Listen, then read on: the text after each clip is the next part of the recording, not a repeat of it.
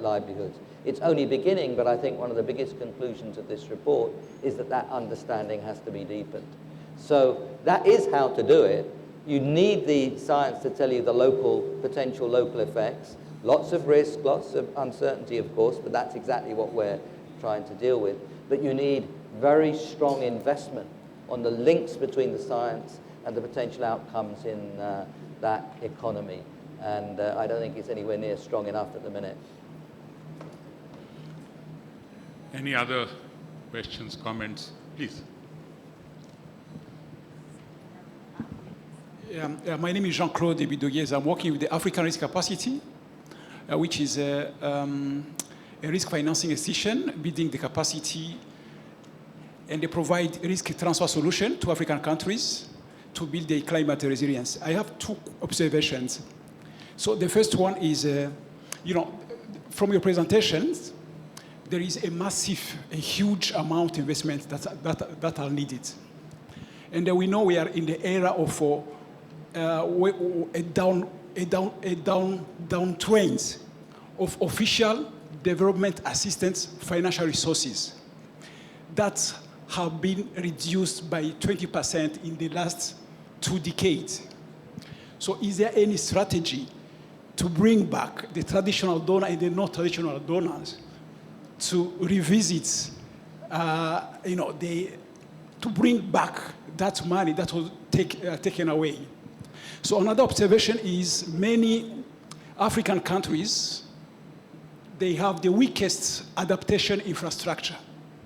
And the current expenditure structure don't allow them to invest massively on public climate adaptation infrastructure. So is there any discussion that you have started with IMF to revisit some of the criteria to allow some African countries to invest much more on climate adaptation infrastructure that is very much needed? Thank you very much. Sure. Thanks for that question. Just a couple of very quick observations. So I think, as you said, there's in the report we are looking both at the mobilization but also delivery. So it's not just limited then to public finance, because there will obviously be public finance and international public finance, whether it's ODA money or it's money coming through, for example, the very successful, hopefully, replenishment of the GCF. But it's clearly the blending of both international public finance, but with domestic finance and with private sector. So I think the key idea here is on the mobilization side is the blending. But I think the next step is also, as you said, is on the delivery. How does the money actually get to where it needs to be? So one of the ideas, for example, in the locally led action track has been a strong emphasis on devolution and decentralization. So how do you actually get money to flow to where it needs to be? And the other point in the finance action track that you mentioned is around the how do you stimulate greater investment? So think of resilience not just making infrastructure resilient, but also resilience itself as an asset class which produces benefits. And I think if you make that shift into thinking about investing in resilience itself as something that has payoffs, that might make a sort of a shift in thinking. So just a quick response to what you had to say. Anyone else? Any others? Well, no questions, no comments. Okay, Dr. Bhatt again.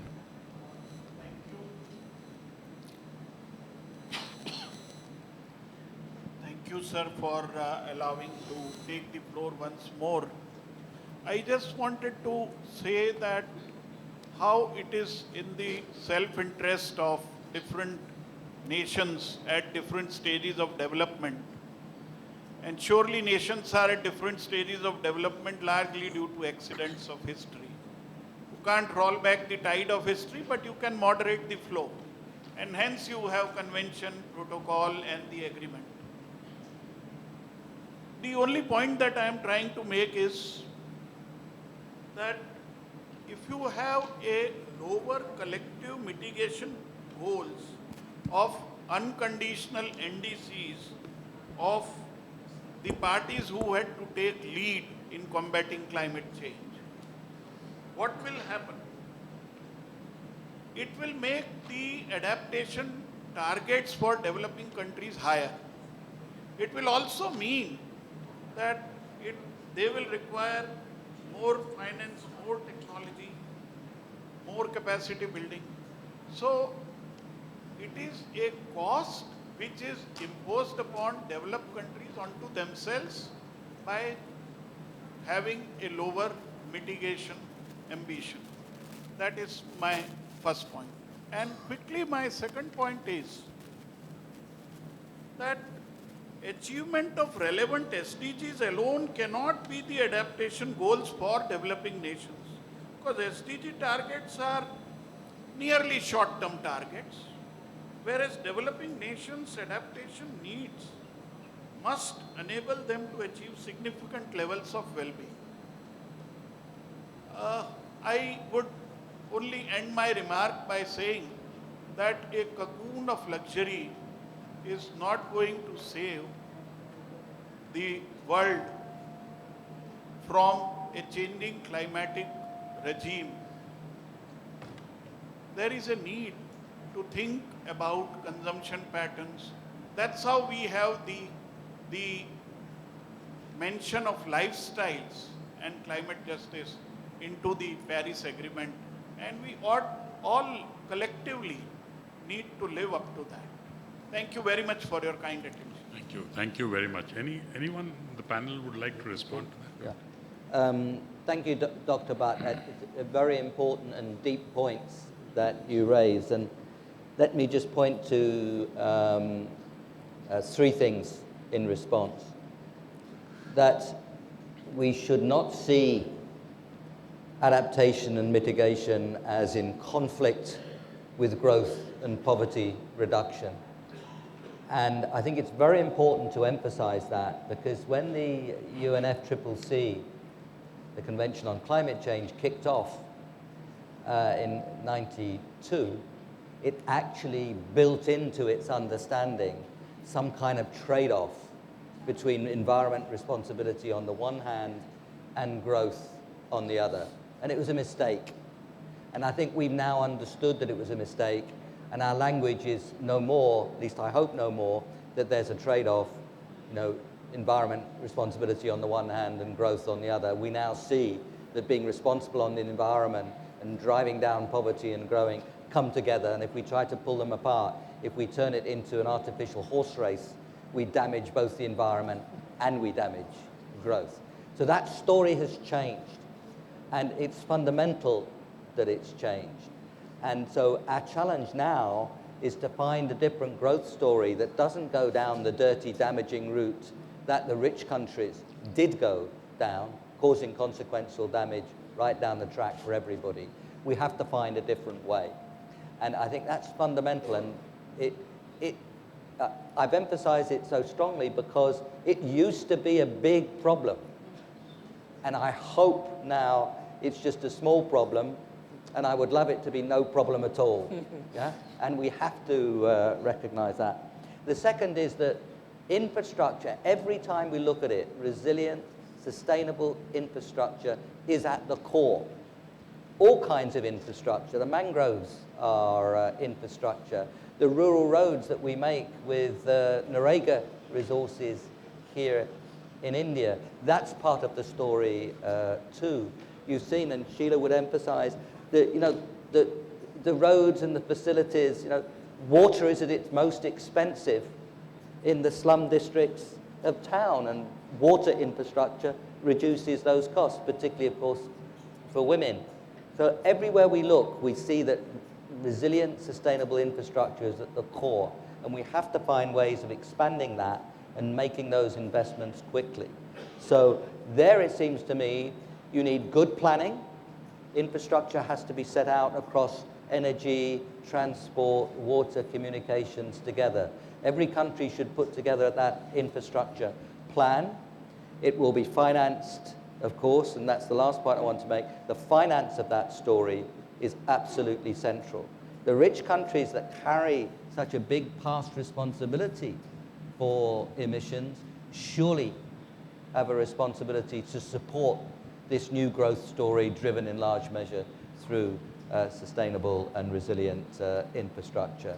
The international financial institutions are aligning now, perhaps a little late, but they are aligning themselves behind the challenge of sustainable growth and climate change. All their investments, not just some fraction. We don't want to hear that 25% are green or 40% are green. I mean, what about the other stuff? I mean, everything should be aligned behind. And we do have to expand the ability to lend of our international institutions, including the Asian Infrastructure Investment Bank, including the New Development Bank. And that has to be, as well as aligned, it has to be expanded. And that, I think, will be a big part of this story. But ultimately, of course, the savings and investment of the individual countries will be the first drivers of the story. That international financial institutions will be a support mechanism. It has to be driven internally. Yeah, please. Last question. We're almost running out of time, but the last comment. Hello, my name's Annette Cowie. I'm from the Science Policy Interface. Could you speak more loudly? There's a big noise behind us. So. Oh, sorry. My name's Annette Cowie. I'm from the Science Policy Interface of the UNCCD. And I just wanted to say how much I appreciated your comments, Lord Stern, about the synergies between mitigation and adaptation when it comes to managing the land. Because this is a clear message that's coming from the IPCC Special Report on Climate Change and Land, and also the work that's being done by the Science Policy Interface about the win-win-win that we can have by addressing the land, contributing to climate change adaptation and mitigation, and building resilience at the same time as addressing land degradation and achieving land degradation neutrality. So thank you very much for this message. I think that's a very happy note to close this session on. Let me thank all the speakers for having joined us at this. It was really nice of you to join us on this. All of the audience who came here on this. We are looking forward to the call for action at the next UN summit, which the Secretary General will be calling. My request to all of you to kindly join that effort. Let's all join this movement towards the global action on adaptation. Thank you very much once again for joining us today. Thank you.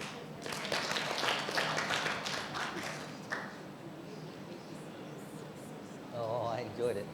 It's good.